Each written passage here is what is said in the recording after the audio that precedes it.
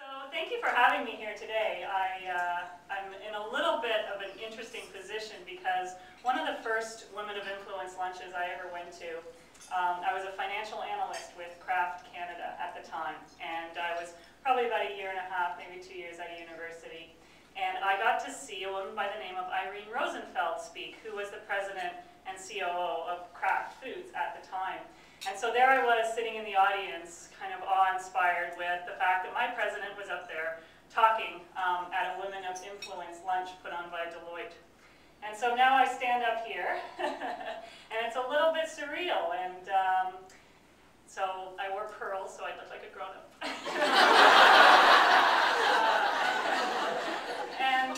But it's a very, very big honor for me to be here today and be part of this great, great initiative that Deloitte has put so much time and energy into over the years. So I'm going to split my life into 3 chapters for you today. And within those 3 chapters, I'm going to give you 3 messages that I hope I can impart upon you and you can take with me or with you and do what you will for the balance of the day in your lives. And chapter 1 for me is most probably poignantly phrased as the early years. So in the early years, as you might imagine, I was somewhat obsessed with the future. And I'm going to come back to that word obsession in a minute. But what I find really interesting is that so many young people are really preoccupied with the future. And so many older people are very preoccupied and spend a lot of time living in the past. And neither of those 2 tenses are actually real. There's only one tense that matters, and that's the present.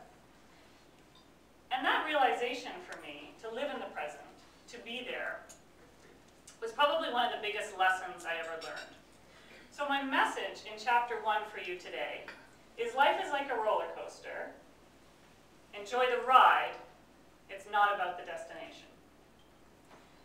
Now, I'm going to come back to this whole idea of obsession because for me, as I moved in my career in the early stages, and I started to basically take jobs by not saying no. So a job would come at me, I'd do it.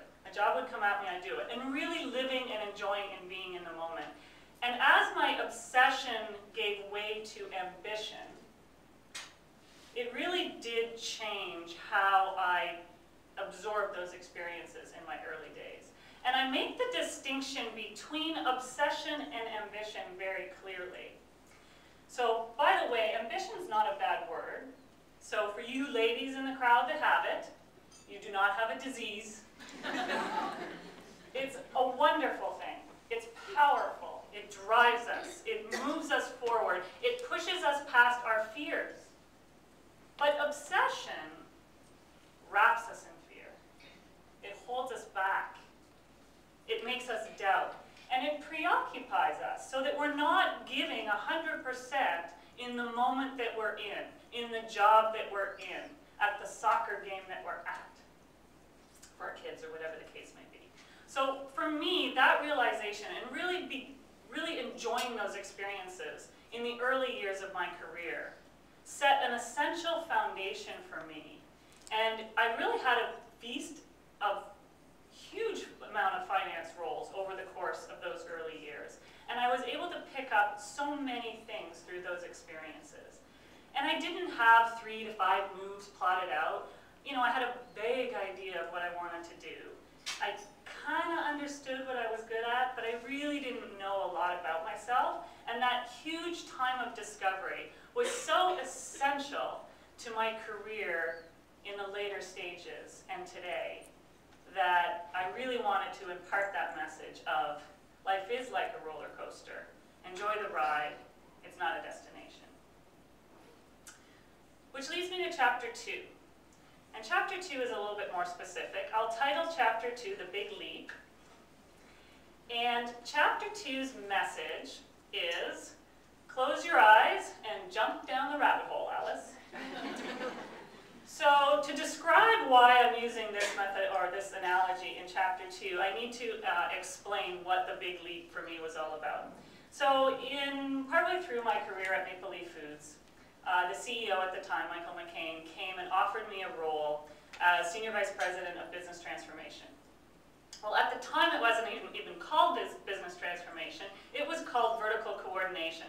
So, you know, throw that one out at a cocktail party. Everyone listening is like, what the heck is that? Well, I didn't know what it was either. It was a very ambiguous role. I sure as heck knew it had nothing to do with finance. So it was a very huge departure for me, and it was a big risk.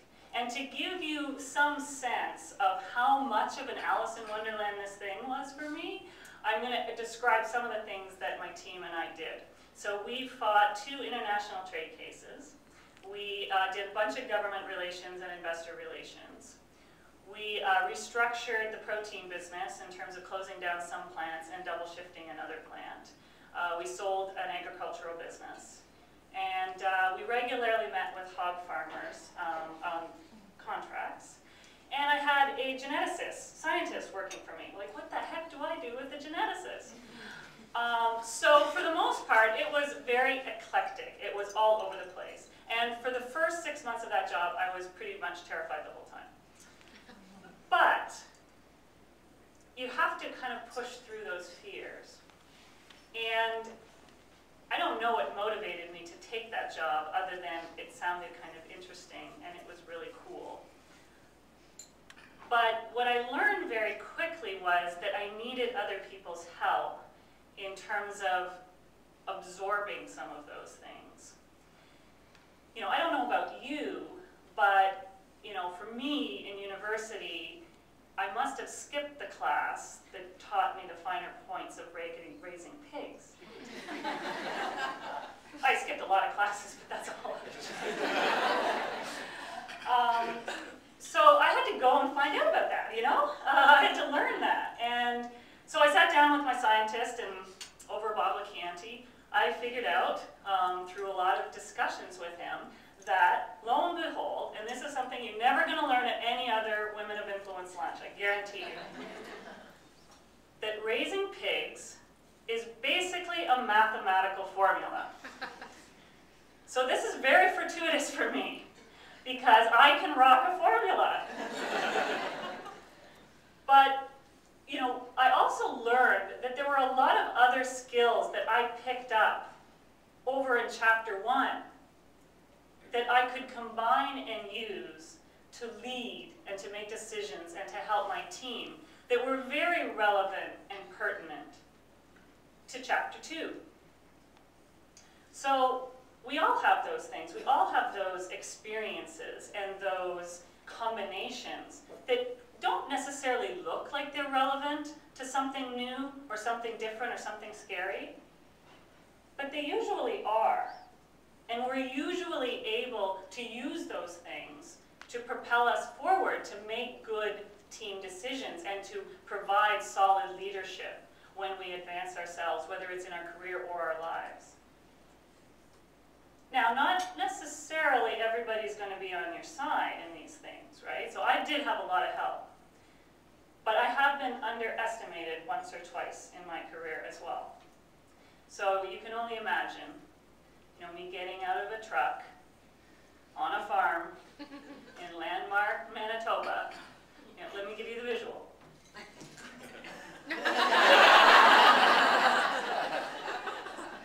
And the farmer's standing there, and you know his mouth is gaping, and he's like, what the heck is Barbie doing here? And so and I knew that that was going to happen to me. And there's fear there, right? You've got it in your stomach, and you can feel it in your arms, but you've got to push through that. You've got to gain that confidence to actually go down and sit down at that table and talk to them about the formula, and talk to them about the growth contracts, and get to a place where they and you can make money together. And then the second time, or the third time, you show up at that farm in Landmark, Manitoba.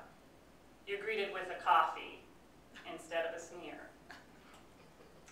So if Chapter 1 taught me all the experiences were highly important and so relevant, Chapter 2 gave me the courage to use them. Which brings me to Chapter 3. And Chapter 3 is Best Buy and Beyond. And that chapter's not finished yet.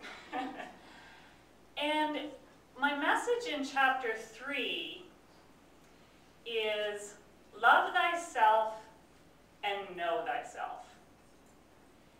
And I'm at a time now in a company where I really love what I do. And I really love the contribution that I can make for us as an organization. And it fits very well with who I am. So to give you a little bit of background about the Best Buy culture, we eat change for breakfast, don't we guys? We can, we have products that, live and die in 6 months. And we have a massively changing industry around us and underneath us in terms of how the whole marketplace is operating these days.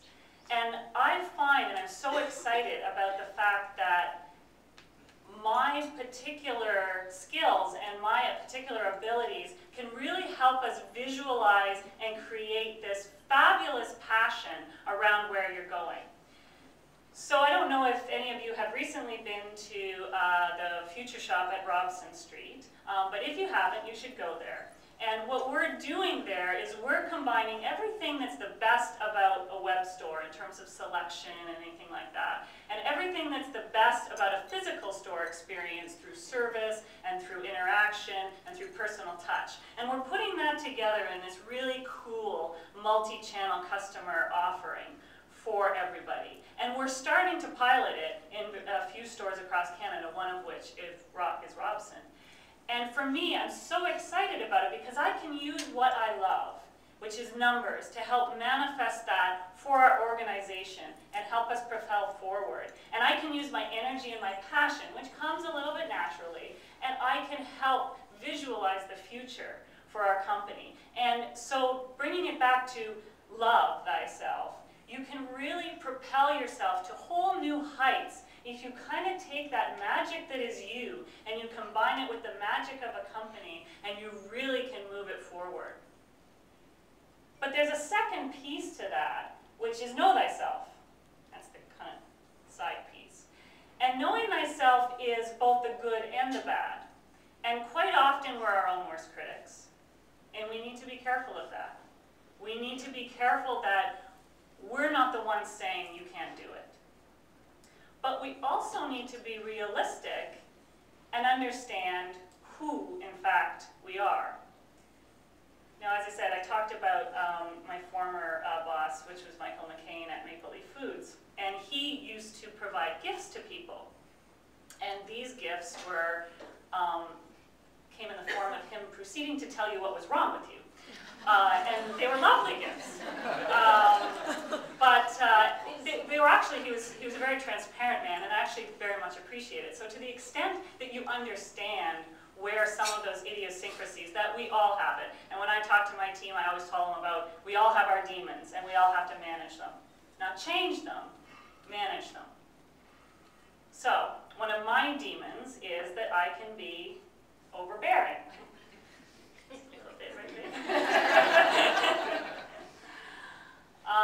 And I'm very quick in a meeting. I'm moving 100 miles an hour, and I think with my mouth.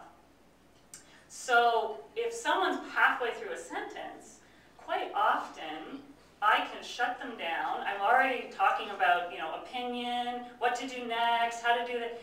And what happens, unfortunately, is there's a whole aspect of the team that actually gets shut down and is less productive and less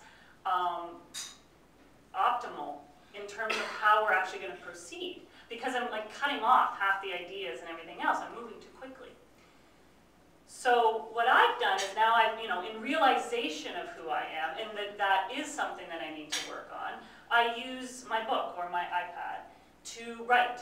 And so now things go from my brain to my page, and I allow other people in the room to people who want to hear the whole sentence, people who want to think or listen through things and have a little bit more of a deliberation that's a quiet to then contribute. And so for me, allowing all of those creative processes to help within a team dynamic creates a much, much better result for us as a company.